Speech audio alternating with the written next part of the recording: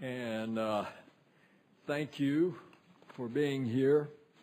We want to get into NASA, and this is on the heels of just a phenomenally successful.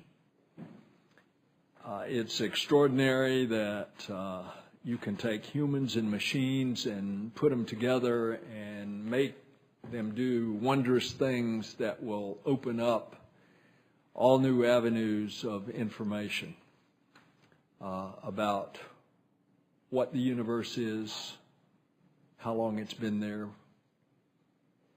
what happened, and why we are where we are in this infinite space called the universe. So congratulations to you, Mr. Scolese, for an exceptional, successful journey, and we look forward to their return. The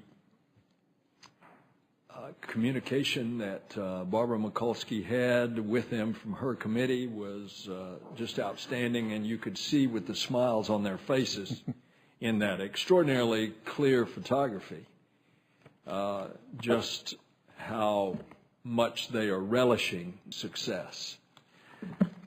I am going to put my opening statement in the record. We'll do the same for Senator Vitter. And Senator Vitter, you want to make any comments? I just want to welcome the administrator and also congratulate him on his work in general on this mission. And I will also submit my statement to the record so we can have more time for discussion. Okay. And what we're going to do is put your statement in the record as well. So if you don't mind, we will just go on and start our questions. That's perfectly fine. Senator Vitter. Great. Again, thank you, Mr. Administrator, for being here. And we had a good meeting in my office recently, and thank you for that. I'm going to cover a little bit of that ground because I think it's important to discuss publicly. As I said in my office, I applaud the appointment of Norm Augustine, who has enormous background and credibility, to lead the current review that's going on right now. But I'm very concerned about the he was formally given. He was told basically to review and look at options, but with the absolute constraint that the present budget numbers would be honored, and basically told not to consider anything above that line. Now, we obviously need to be aware of cost, and that needs to be part of the discussion. I'm not disputing that. But I think not to consider anything above a certain arbitrary line, even slightly above it. If you read the directive, that's what it says. I hope it's not acted upon in that spirit, but that's what it says. How can that review be full and adequate and completely productive with that arbitrary budget constraint?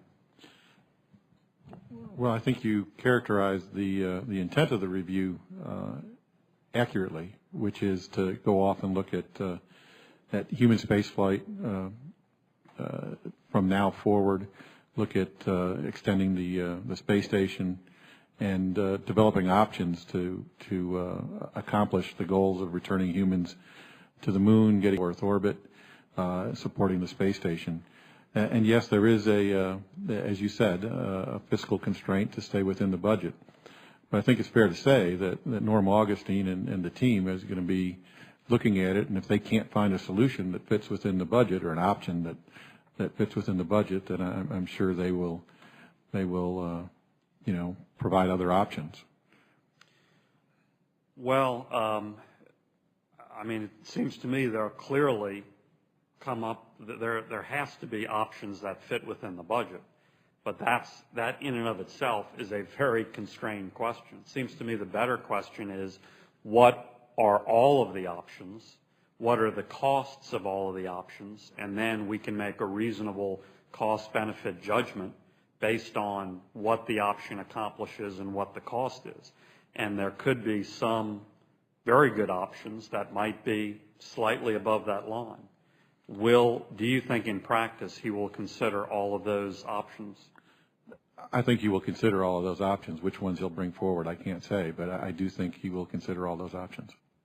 Well, as I said I hope in practice the review is a little different than the directive on paper, because on paper the review basically says ignore anything above this arbitrary dollar line, and I think that is very limiting and counterproductive. Now, obviously, cost has to be considered, but let's understand all the reasonable options, the true cost of all the reasonable options, and then make good decisions. No, understand that, yes, sir. Okay.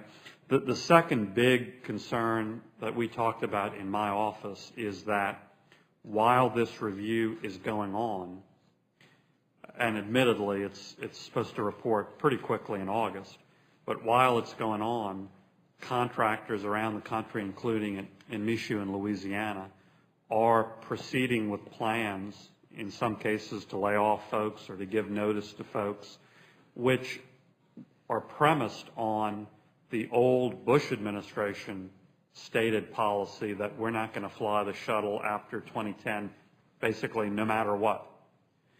Now, that policy has changed as I understand it, and the present policy is that we're going to fly all of the planned missions, and we hope to fly them by 2010, but if it happens to slip a little bit, we'll deal with it, and we'll still fly them.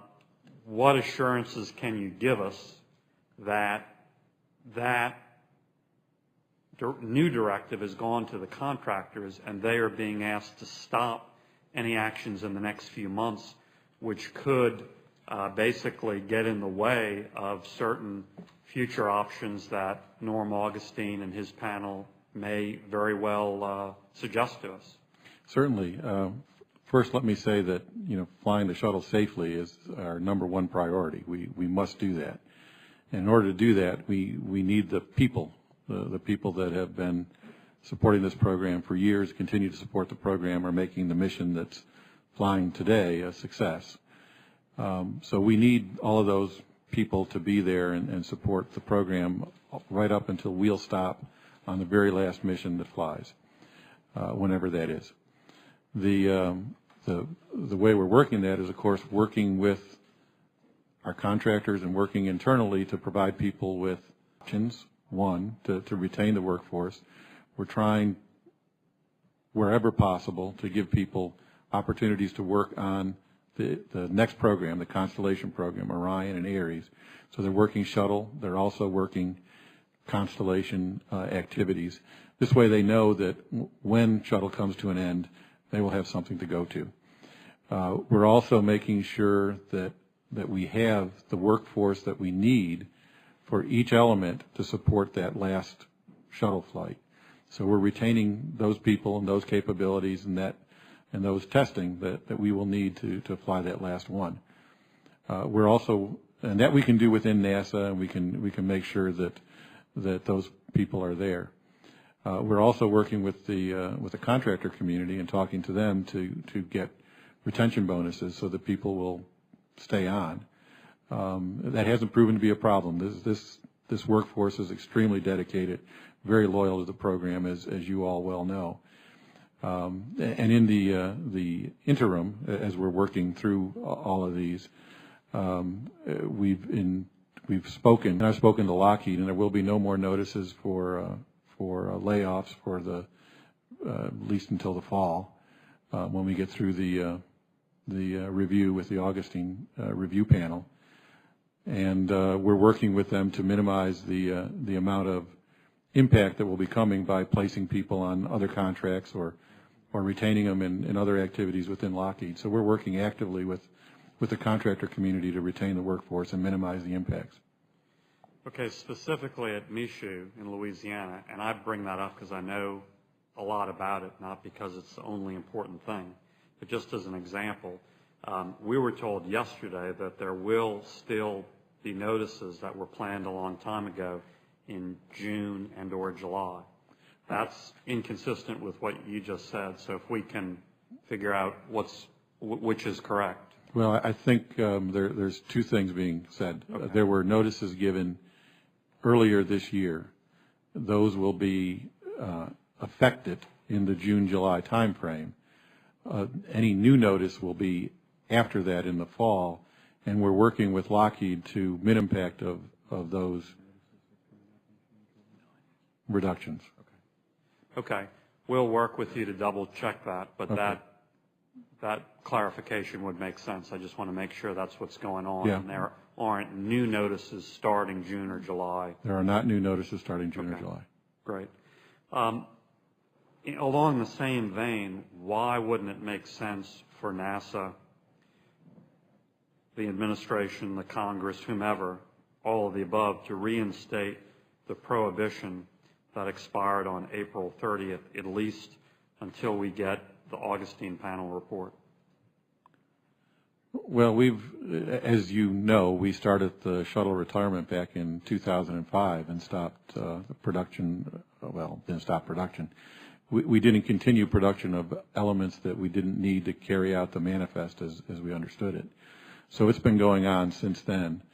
The activities that we've done now is we've delivered the last tank, or are in the process of delivering the last tank for the final shuttle mission, as well as we're in the process of completing the final mission and other activities. So as we as we complete those activities, we need to stop because we don't have the materials to produce additional tanks.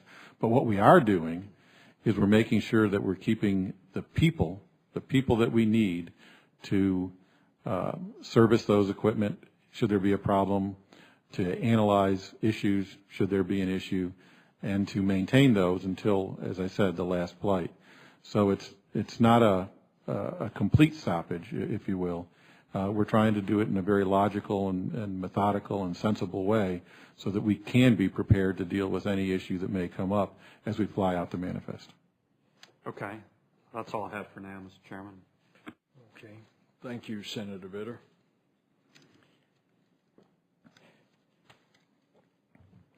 Mr. Scolese, do you believe that there's any way that we can meet President Obama's commitment to a human mission to the moon by 2020, given the numbers that came out last week from OMB?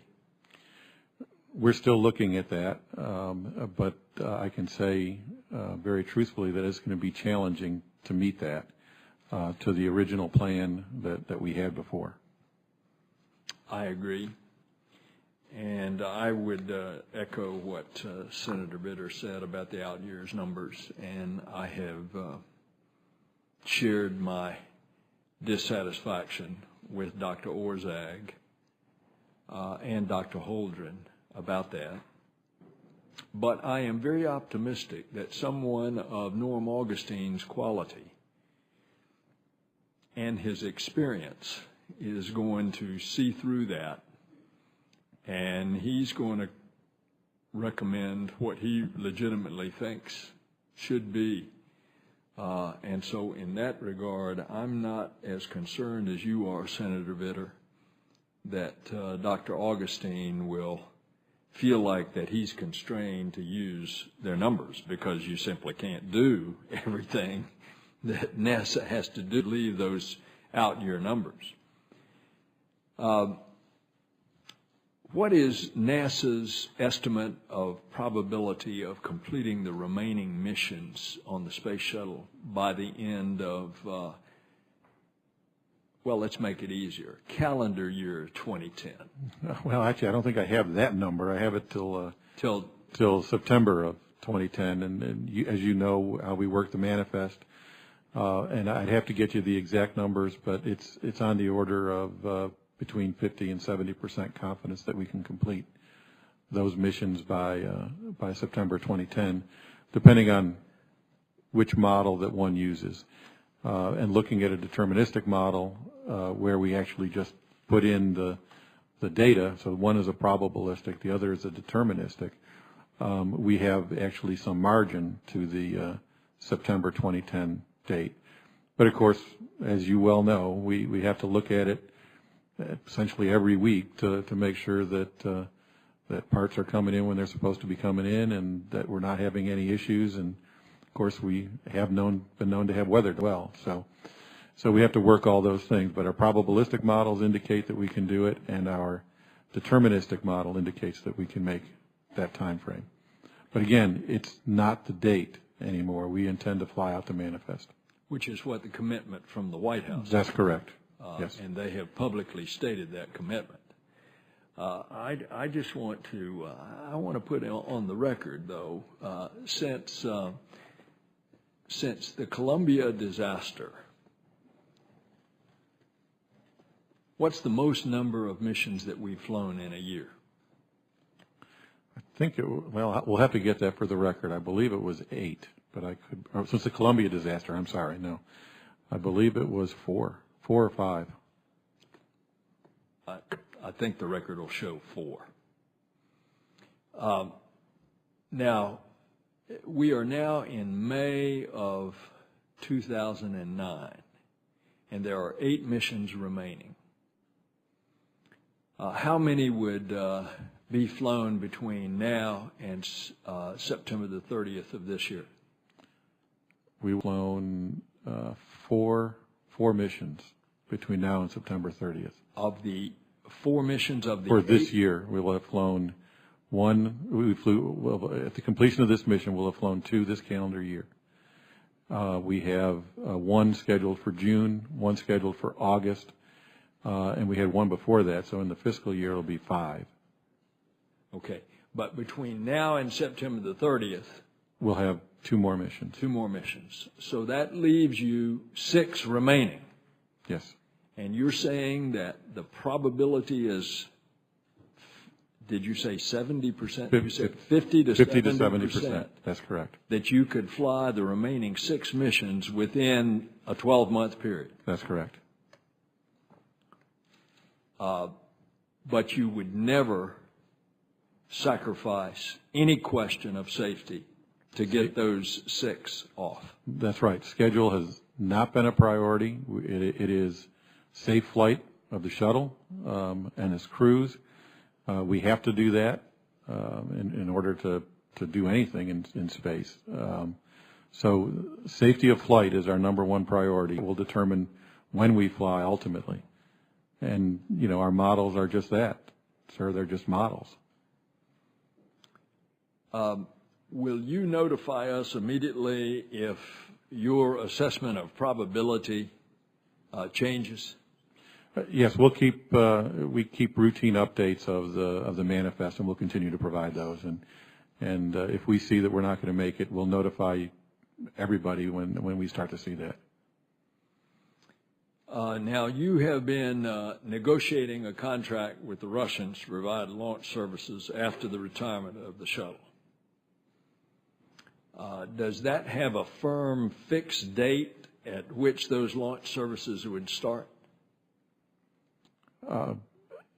I'd have to go off and look and see if it's a firm fixed date, but it will begin after the completion of the shuttle to carry crew, to the station and bring them back. As you know, we've been relying on Soyuz since the beginning of the station program for crew rescue. And in the aftermath of the Columbia disaster, we were, of course, transported on Soyuz. So we've been relying on Soyuz for some time, but you're correct. It will be, following the retirement of the shuttle, we'll be relying on Soyuz exclusively to carry crew to and from the station as well as for rescue. So the start date is not a problem. It's entirely dependent upon the length of time that the shuttle flies. I will have to look specifically at the provisions. I can't tell you that off the top of my head. As you know, we're still in the process of completing that contract. So I'll have to take that one for the record and get back to you. All right. And now, it has been reported in the press that you're negotiating a price of $51 million per seat. Yes, correct. And what do we pay per seat now? Approximately $47 million per seat. Per seat. And when was that price concluded?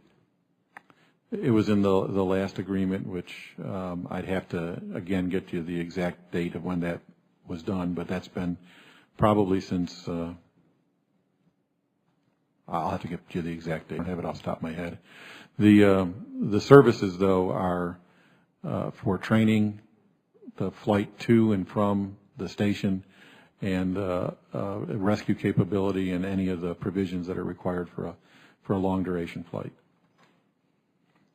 And how many seats is NASA committed to buy? We are committed, I believe, to buy 6 seats.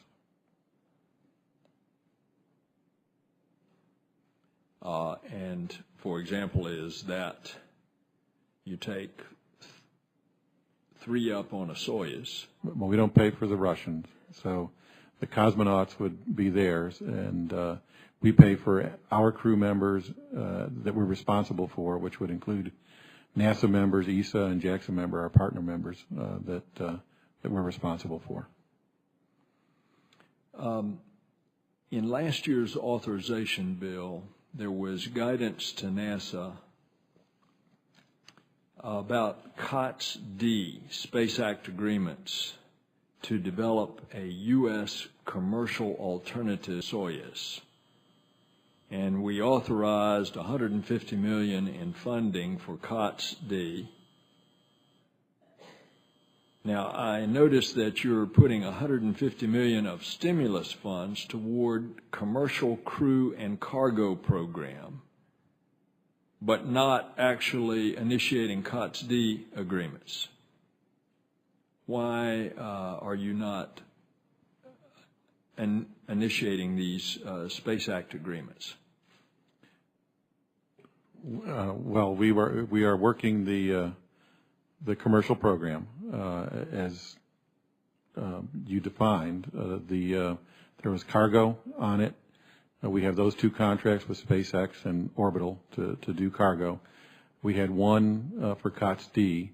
I can't recall a specific $150 million to go on to COTS-D. We did this year in the stimulus identify $150 million to stimulate a commercial activity, and it's broken into 2 pieces. $70 million to go off and develop capabilities that any visiting vehicle would need, including commercial vehicles. And that includes developing the human spaceflight rating requirements, the requirements that you need to be certified for human spaceflight. As you well know, we build human spacecraft and design them so infrequently that we have to write those requirements down. So part of this is to make those available to everybody, make them understandable to everybody, and that will help not only the commercial providers broadly, but all of us. And then $80 million to stimulate activity for a commercial crew. We have 7 minutes left in the vote. I'm going to recess the committee, and I'll be right back. Okay. Thank you.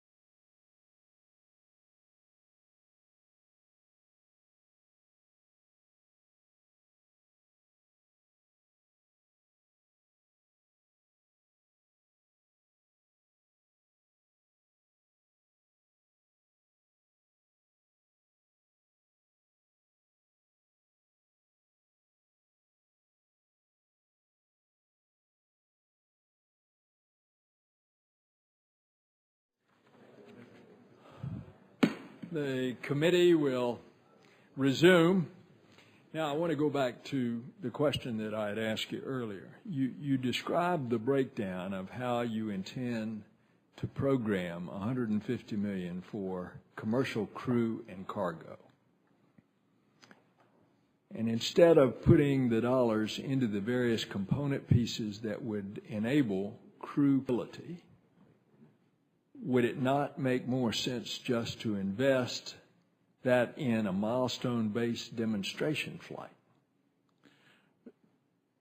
We discussed that, and we believe that we need to take a measured approach to developing commercial crew. As you know, again, it's a very difficult prospect to develop a crewed vehicle to carry a crew safely to and from from space, let alone rendezvous and dock with the space station.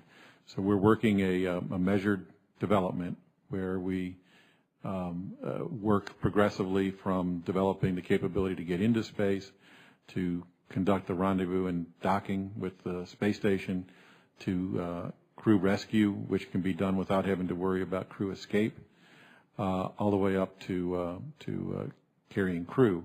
And that's the philosophy that we're working to achieve. To do that, we needed to do some things that broadly help the community that wants to do this, as I mentioned earlier, about developing concise specs and understanding specs and standards so that we can safely put our crew on those vehicles. And further, I think you've seen the annual report of the Aerospace Safety Advisory Panel that had some questions about the detail of our human rating requirements. So that's all part of what we're trying to accomplish. And we believe that will get us a commercial crew capability quicker and safer than if we were to just go off and suggest that we fund a capability. But that wasn't what the legislation said. The legislation said that $150 million was funding for COTS D. And in this case, you would not even have to pay until the COTS D partner was able to successfully demonstrate that capability. Isn't that right? It would be dependent upon how we structured it. And of course, we wanted to maximize competition for the vehicle. And as you know, there's only one COTS D. Well, when I say you, I'm referring to NASA, and you were not the acting administrator at the time. This is an example of where NASA has not followed the legislation. Now, let me ask you this. Would $150 million be enough to demonstrate that capability? We'd have to look at it, but I don't think so, sir. Well, what do you think it would be? I'd have to get back to you on that, but it'd be several times that, I would expect. Because recall, we have to develop not only the crew portion of it, we have to develop the life support systems, the launch escape systems, the recovery systems. All of those have to be developed and demonstrated. And $150 million doesn't seem enough to do that. Well, we had a unique opportunity. If NASA had listened and followed the law, we had a unique opportunity this year between the 2009 operating plan and the additional funds provided by this bill and the development of the 2010 budget to craft a COTS D plan that would have funded the program at the level that the folks needed. And that path was not pursued. NASA did not obey the law. And I'm saying, I'm not saying it to you because you're the acting administrator since January the 20th. But I want to point this out that sometimes NASA doesn't want itself to be helped. And in the process, we've got to get our act together. Senator Vitter. Thank you, Mr. Chairman. Let me just go back briefly to these layoffs and WARN Act notices. Because we've gotten conflicting signals from this discussion and some previous discussions, and I just want to nail that down, hopefully here, if not as follow-up. I think you said there would be no new WARN Act notices from Lockheed between now and the report. Is that right? That's correct. Okay. Now, we have a briefing page from NASA which isn't necessarily inconsistent with that, but it says companies are expected to issue additional WARN Act notices over the next several months. Now, that may not be Lockheed, but are they expected from other contractors between now and the report? And is that advisable given that we don't know what the report will recommend? Well, sir, we have to be careful in how we report. I'm not sure which report you're looking at. If you're looking at the October, I think October of last year's report, which could be referencing that. In which case, in terms of WARN Act notices, I'm looking at a little NASA briefing. Oh, in terms of now in the report, I'm talking about the Augustine report. No, I understand, but I don't know what the date of that report. This is a briefing dated yesterday. Yesterday, okay. I haven't seen that briefing, so it's hard for me to comment on it. We, of course, don't know when necessarily WARN Act notices, or if they're even necessarily related to the shuttle, but we do work closely with the contractor community to understand what's going on. It probably would be better for me to explain what we're doing and how we're coordinating, and then I'll go back and find out exactly what you're looking at and get you a specific answer to that question. As I was saying, we're working hard to make sure that that we retain the workforce that we need within NASA for the civil servants, where we have direct control of what's going on. We don't anticipate a loss of workforce. We anticipate a shift of the workforce as we move from shuttle to Constellation. To affect that and to keep people working, we are making sure that that we have incentives to retain the people that we need who may want to retire, to encourage them to stay a little bit longer until we can fly out the shuttle. That hasn't been a problem.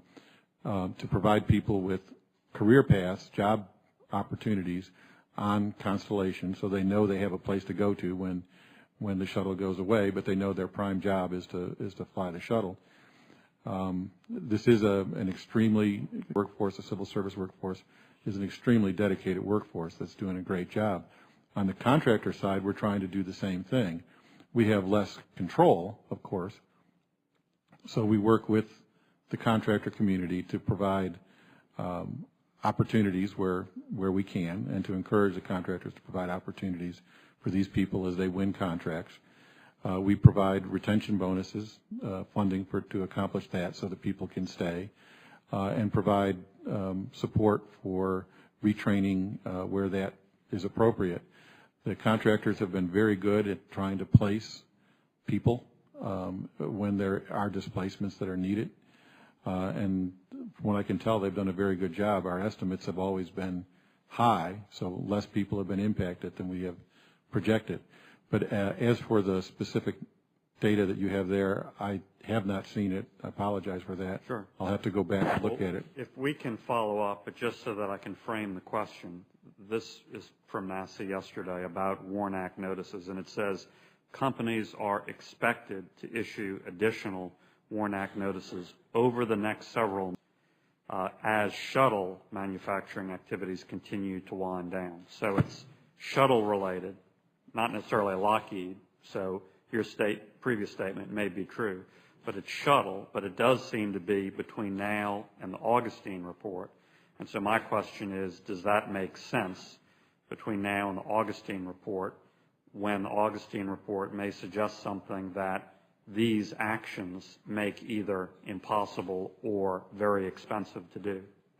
Understand, and we don't, and again, I'll get you the specifics because I can't do that here, but we know that there's nothing that will make it impossible. Well, nothing's impossible. But if something becomes triply expensive, it might as well be impossible. I didn't say it wouldn't be expensive. I just said it wouldn't be impossible. That's my point. I understand. That's exactly my point.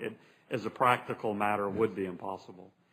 Now, we've been talking a lot about shuttle. The other way to close the gap is from the other direction.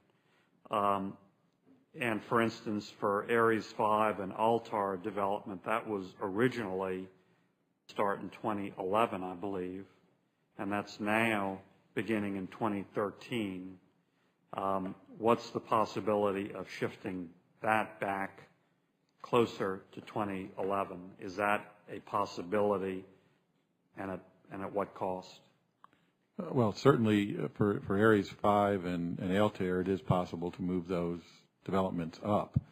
I would point out that for Ares 5, we're actually making progress as we work on Ares 1 because there's common elements. The Ares 1 utilizes the same solid or a similar solid to what the Ares 5 is planning on using, and the upper stage engine, the J2X, is the same between the Ares 1 and the Ares 5. So as we're working on Ares 1, we're also working on the Ares 5. But of course, if additional resources were available, we could in fact move up both of those activities. I believe they were really to start in earnest more in the 2012 timeframe, but again, we can go off and look more into that.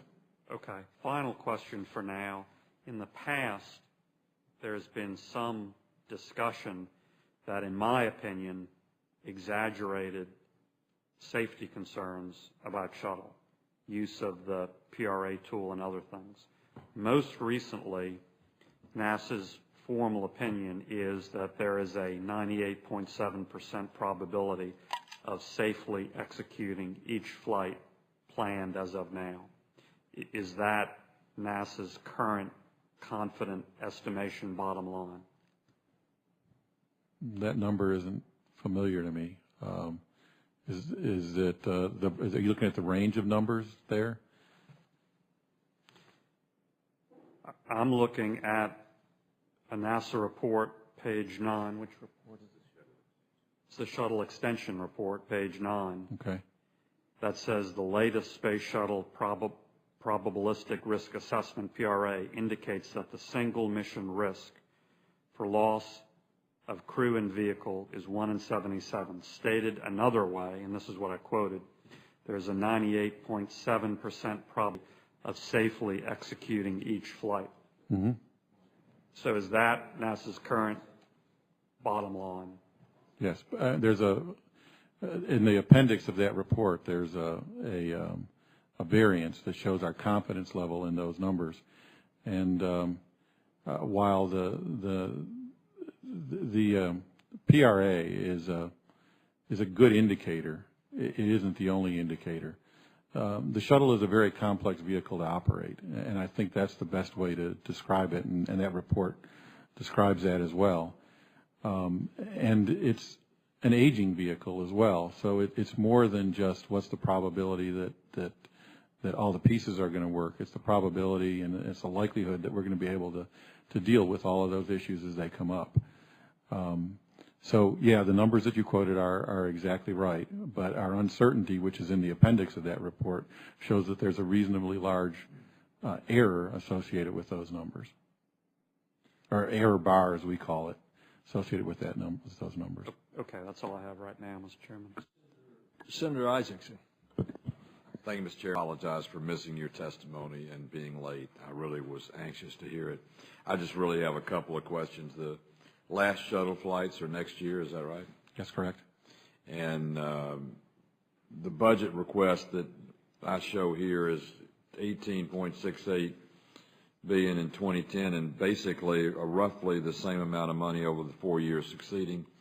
Is that a sufficient amount to develop the next generation craft that will fly? It will allow us to proceed on the development of those vehicles.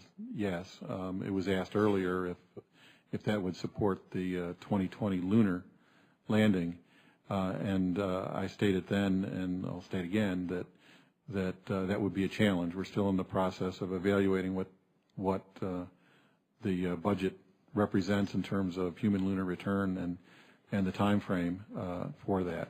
So talking about 2020 date, that would be a real challenge to make the 2020 date with that funding level. But development of the vehicle and test flying it in orbital test missions is achievable. It's going to the moon by 2020. Yes. In fact, the budget provides us a greater opportunity to make the 2015 initial operational capability that we were talking about. The budget provides us funding in the early years where we really need it to get the initial operational capability, where we end up with, in the Constellation program, the program that's developing those vehicles, approximately $630 million additional in 9 and 10. So that provides us greater assurance of making that 2015 initial operational capability. When the shuttle stops flying next year and the next generation is in development, there's about a 5-year period in there. Are the Russians going to do all the shuttling back and forth to the space station? Yes. Will we fly with them? Yes. Okay. And that's, I guess, that's out of, is it Kazakhstan where they go out of? Yes, they fly out of Kazakhstan. Yes. The China. One other question. There's been some written about the Chinese space program and their goal to go to the moon. How vibrant and rich is their space program right now? From what we know, their space program is very vibrant and very rich. They are doing a lot, and they certainly have significant capabilities. We don't actually know what their ultimate objectives are, but they certainly are building a capability that would allow them to go to the moon if they chose to at some point in the future.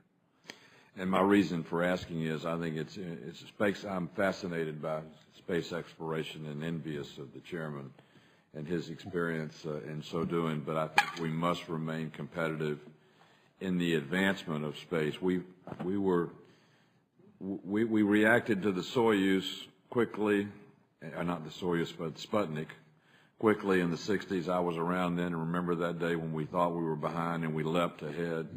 And I think it's important for us to remain competitive and stay ahead critically in the best interest of this country. So I appreciate what you do and thank you for your testimony. Thank you. Senator Isaacson, you were not here when we talked about the administration has committed to continue to fly the space shuttle for the remaining 8 flights until the space stays completed. NASA says it has a probability of 50 to 70% likelihood that they could fly out all of those shuttles by the end of 2010. There are considerable number of folks, yours truly, that feel like that is not a realistic flight schedule.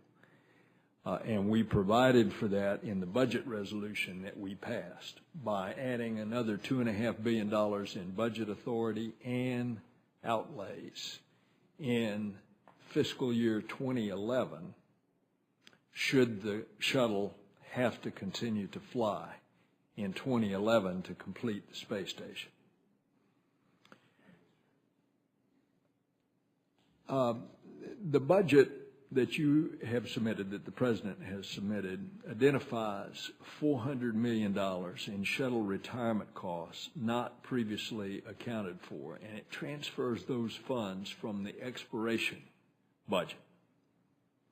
Now, does that $400 million include retention incentives to retain critical workforce personnel until the final shuttle mission is completed? I would anticipate that it does. I have to look at the exact details, but it's intended for that. Transition and retirement would include those, yes. Okay. Would you get back to on that? Yes.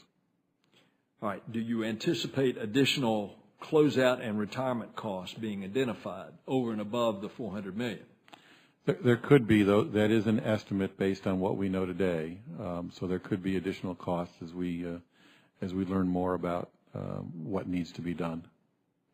But that's our best estimate as of today. In last year's authorization bill, we emphasized the importance of the ISS as a national laboratory.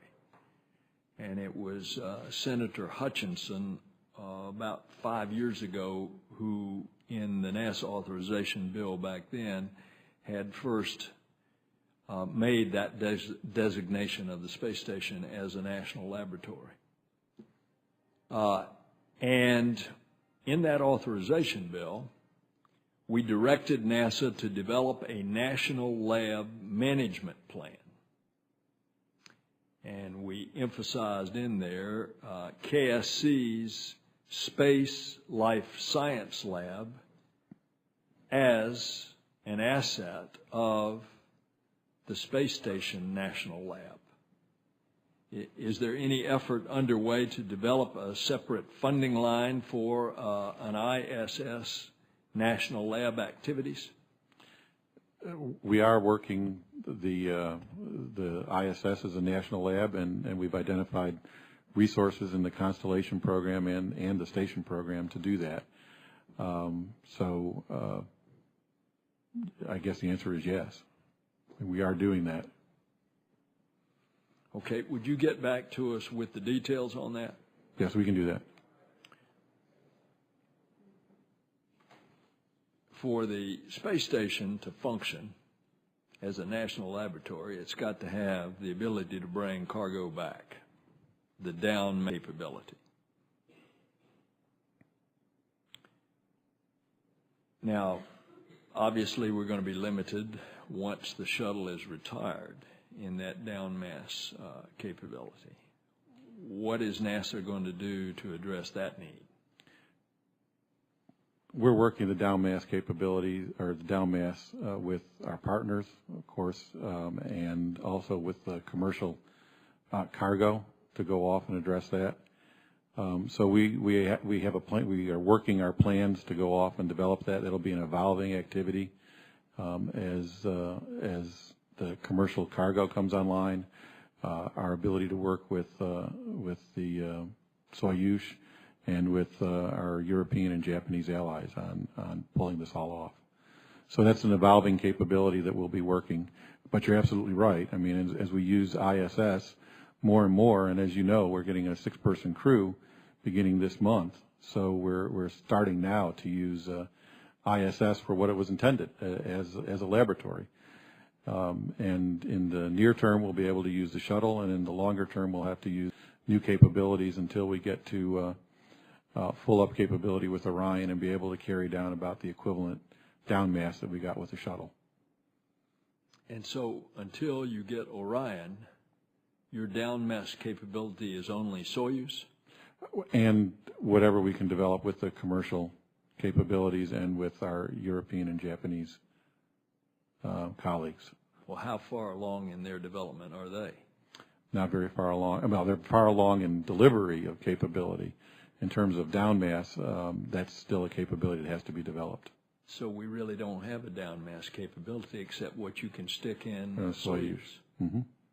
Well, that's hardly any, because you hadn't got a lot of room in there to cram anything in, do you? Well, there's some room, but we're also looking at ways of accomplishing the goals that would be achieved by bringing down mass down, by doing it on the space station and getting that data downlinked to the Earth in effective ways. As you know, we do that with our robotic spacecraft that are sitting there on Mars doing experiments. Here we have the capability of having people do those and collecting the data and downlinking that as well. So we're looking at many ways of bringing the information back if we can't bring the samples back. So we're going to do both. We're going to try and bring the samples back to the best ability that we can, and we're going to evolve as we learn more and more. And in the absence of being able to bring the samples back, we're going to get the data back in a way that the researchers on the ground can use it effectively. Would you share the specifics of that with us? That sounds very promising. If you can do data links and bring them back, what you need. Share with us what we're going to sacrifice in the way of down mass until we get Orion. Okay, we can provide that information to you. All right. Now, as you should have been briefed, the last year's authorization bill required a number of reports from NASA. And one of the overdue reports is to identify other federal programs that can use the workforce and facilities that will be used, that will become available. Shuttle retires. Happens to be some facilities in New Orleans. There happens to be some facilities in the Kennedy Space Center and others. Now, that report was due in March, and this is the end of May. When can we expect that report? I'll have to look back. I thought it should be available in the next month.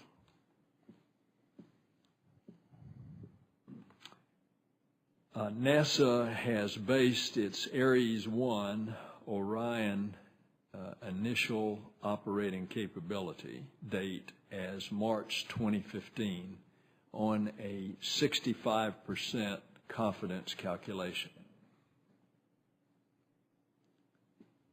Is that IOC date still based on that confidence level? That is the confidence level that we are targeting. We develop our confidence level as we're at approximately the preliminary design review, which is scheduled for being early next year. That's the time when we will say specifically what date and what confidence level. However, all of our indications right now are that we are working towards that date and that confidence level, March of 2015, and 65% confidence level. But we still have more work to do to validate that. Okay, 65%. All right. Now, there seem to be a number of changes that you're considering in the Orion spacecraft in order to improve the chances that you're going to make that 2015 date. One change includes cutting the crew from 6 to 4. When do you expect to make a decision on those changes? Again, those are all part of the preliminary design review, which is going on right now. The changes, for the most part, are to improve performance and improve reliability of the vehicle.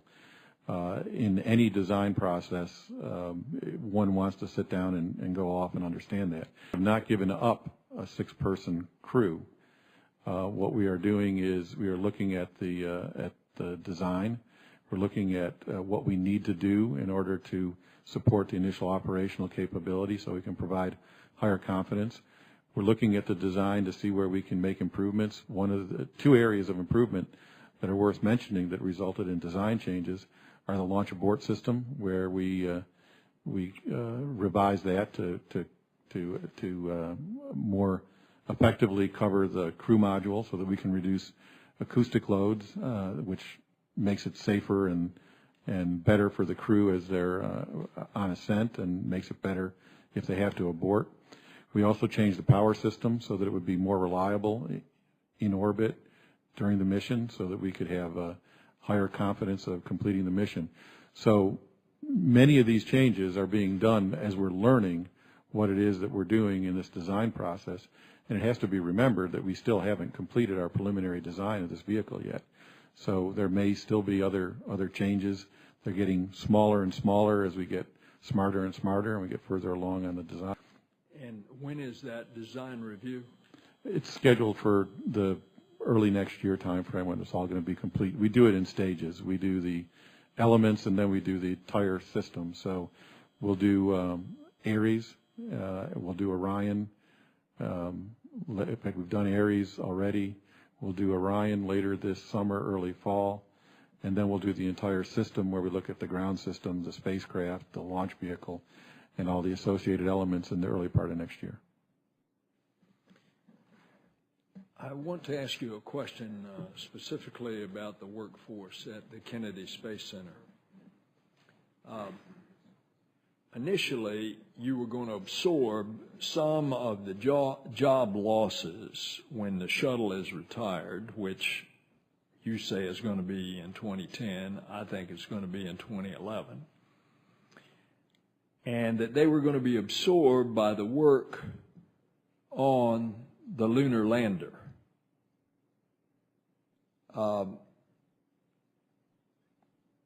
Now, given that the present numbers that came out from the President's office in the out year essentially eliminates some of that out year lunar funding, when do you expect to have any updated workforce projections?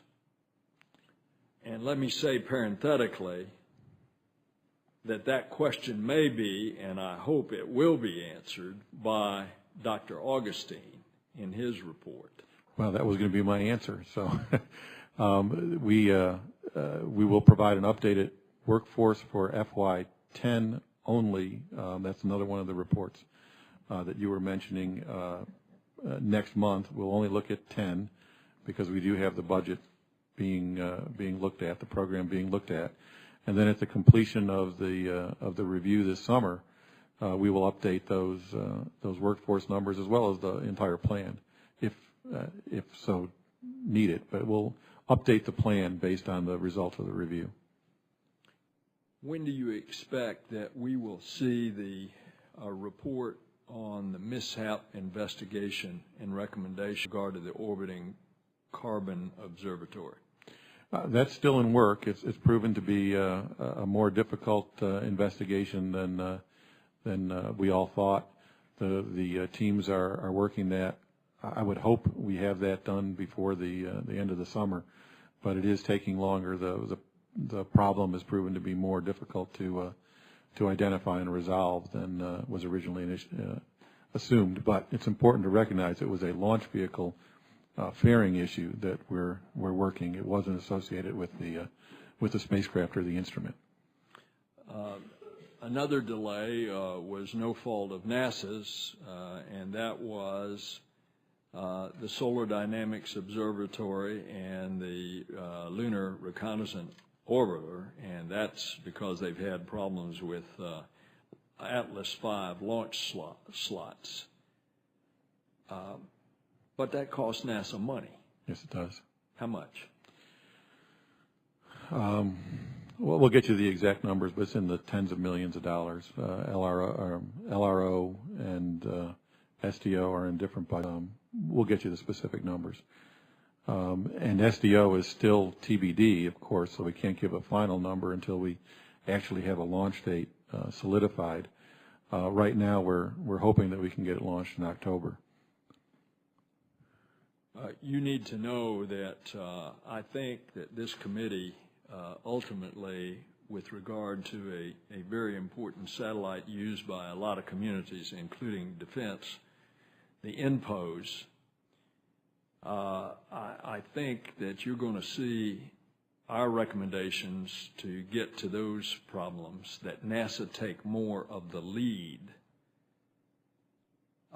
And I have been visiting with the Air Force about how they need to let you all be the lead on this. In light of the independent review team recommendations, what does NASA see to be the best future options for INPOS? Well, the independent review team recommended that there be a restructuring to have more independent oversight, insight, and into the development of that vehicle, and we agree with that. So whether NASA provides that capability as you're suggesting, or whether the Air Force does that, it needs to be done. That's the critical piece, I think, that's being missed. And I believe the other recommendation they made was coming down and having everybody have a common understanding of what the requirements and the goals are for this mission. And we all need to get aligned on those goals, or else it'll be very difficult to resolve issues as they come up. You are initiating a green aircraft initiative that will work to reduce the fuel burn, the noise, and the emissions. Will it also include aviation biofuels? Yes, that's a component of activity. The intent is to look at the entire chain, if you will, the airspace system as well as the vehicle systems, to come up with a broader, more capable solution, solving it in trying to find a solution in one area to reduce fuel or to reduce our dependence on a fuel type. Isn't probably going to yield the advantage that would happen by looking at it as a complete system where we adjust the aircraft system, the avionics, the air traffic control system, and how we fly our airplanes. So the intent of the program is to look at all of those things and bring those all together into a system approach to the answer to obtain better fuel efficiency, better safety, and biofuels would be a portion of that. In your budget, a part that took a serious reduction is center management and operations. Do you think this is going to significantly impact the field center's ability to perform needed facilities maintenance? It is a challenge for us, and it was an area that we adjusted based on our budget priorities. And it will have an impact. We are addressing that. We made it a priority last year to go off and prioritize our facility needs and our facility activities. Continued reduction in that would be a serious problem. So we're looking at that very closely to minimize future impacts. We have a plan that's laid out now that we believe will allow us to effectively manage our centers, but we can't afford to change it very much from where we are today. I promised you that I was going to get you out of here by 4 o'clock, and it is 7.5 minutes until 4 o'clock. We want you to know how much we appreciate your public service and all of the NASA team. And we have to bore in on what we think are the shortcomings, but that does not at all diminish in the hearty congratulations for the continuing can-do spirit and the teamwork that results in successes like we've just seen. So that is extraordinary, and we commend you for it. What we're going to increasingly do with this new administration is hold NASA accountable. When we ask for reports, we expect those reports as the separate legislative branch and to have them on time instead of the slow walk that has occurred in the past. And that's the way that we can have the legitimate sharing of information that we have to have between the legislative and executive branches in order to make and to continue this as a successful space program. And without objection, Senator Hutchinson's opening statement will be entered into the record. And thank you all, and the meeting is adjourned. Thank you.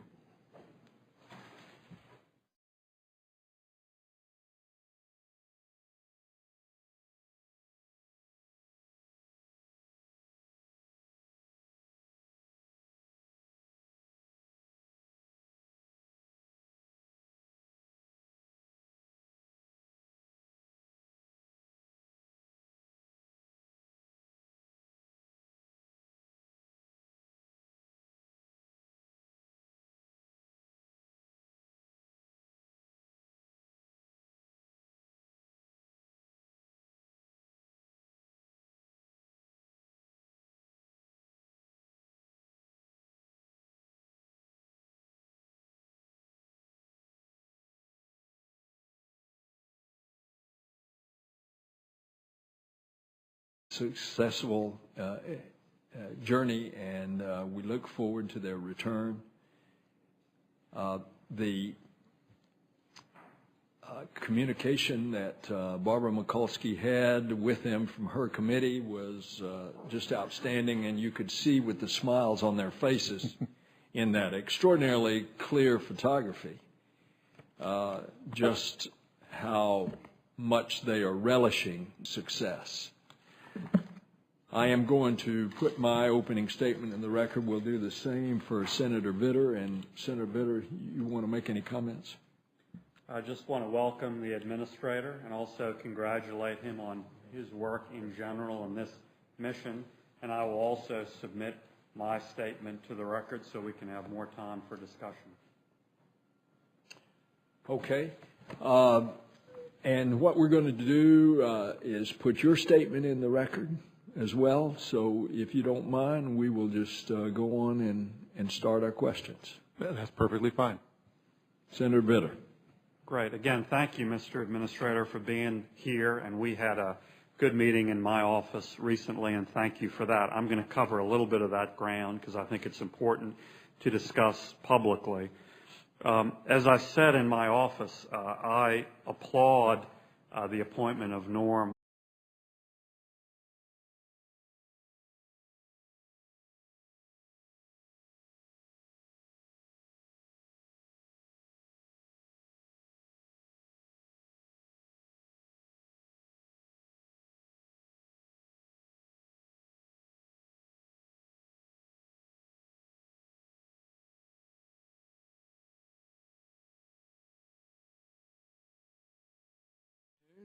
And thank you for being here.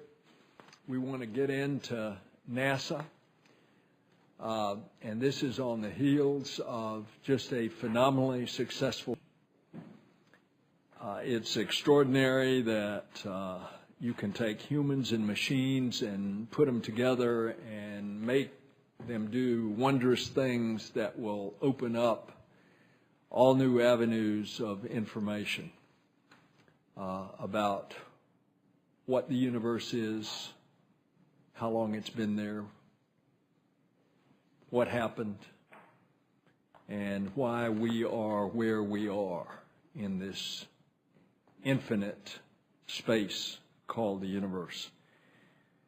So congratulations to you, Mr. Scolese, for an exceptional arbitrary dollar line, and I think that is very limiting and counterproductive. Now, obviously, cost has to be considered, but let's understand all the reasonable options, the true cost of all the reasonable options, and then make good decisions. No, understand that, yes, sir.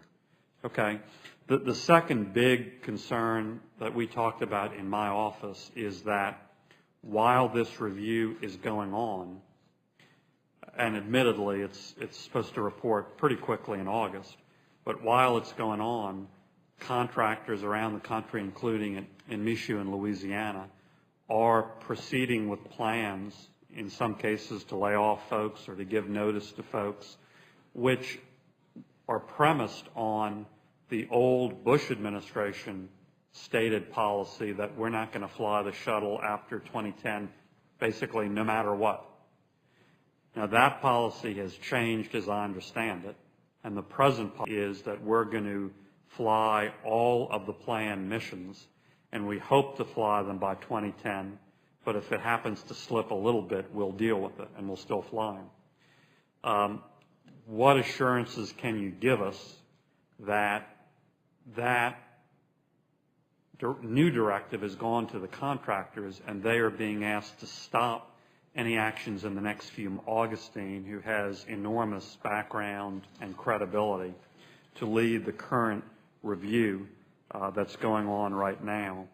But I'm very concerned about he was formally given. He was told basically to review and look at options, but with the absolute constraint that the present budget numbers would be honored, and basically told not to consider anything above that line. Now, we obviously need to be aware of cost, and that needs to be part of the discussion. I'm not disputing that. But I think not to consider anything above a certain arbitrary line, even slightly above it. If you read the directive, that's what it says. I hope it's not acted upon in that spirit, but that's what it says. How can that review be full and adequate and completely productive with that arbitrary budget constraint? Well, I think you characterized the intent of the review accurately, which is to go off and look at human spaceflight from now forward, look at extending the space station, and developing options to accomplish the goals of returning humans to the moon, getting Earth orbit, supporting the space station. And yes, there is as you said, a fiscal constraint to stay within the budget. But I think it's fair to say that Norm Augustine and the team is going to be looking at it, and if they can't find a solution that fits within the budget or an option that fits within the budget, then I'm sure they will provide other options. Well, I mean, it seems to me there clearly there has to be options that fit within the budget, but that in and of itself is a very constrained question. It seems to me the better question is, what are all of the options? What are the costs of all of the options? And then we can make a reasonable cost-benefit judgment based on what the option accomplishes and what the cost is. And there could be some very good options that might be slightly above that line. Do you think in practice he will consider all of those options? I think he will consider all of those options. Which ones he'll bring forward, I can't say, but I do think he will consider all those options.